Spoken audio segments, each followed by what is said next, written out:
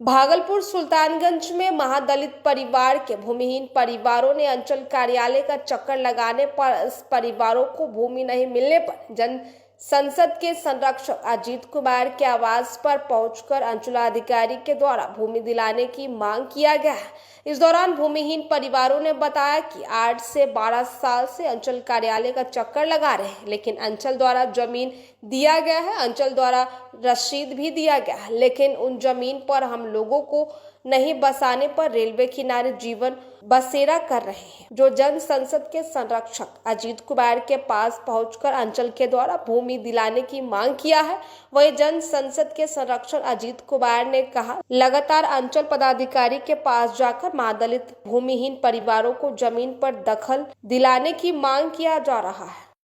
समस्या यही कि रहने का कोई व्यवस्था नहीं, हमको लोग को इतना आदमी को बलट रहा है अब रेलवे पर रह करके। कितना आदमी आप लोग?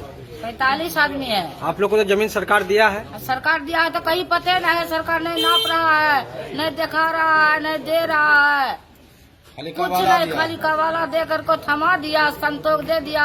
अब कुछ का पता नहीं, जाते है तो धोते है, जाइए कोई समझ जाइए। कितना दिन से दौड़ रहे हैं? बहुत दिन से तो 14 साल हो गया, तब आया 8 महीना से साल भर से हम लोग बैठ गए रास्ते से। जो प्रशासन का रवैया है और जो मेरा अनुभव रहा है विशेषकर भूमिहीनों के संबंध में, वह बिल्कुल क्या कहते हैं कि नकारा साबित हुई है प्रशासन, और बार बार नकारा साबित हुई है।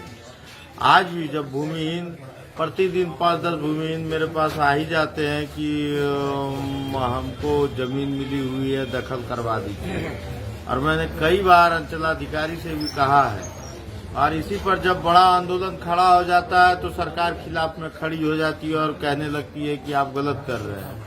तो भैया तुम मेरा प्रशासन से भी, जिलाधिकारी से भी, और जो प्रभारी मंत्री भी हैं उनसे भी यह आग्रह होगा कि समय रहते आप चेत जाइए और इन भूमिहीनों को बसाइए। आप तत्कालीन प्रभारी मंत्री ने भी और चंचल कुमार ने भी कहा था कि हम मिशन मोड में भूमिहीनों को बसाएंगे।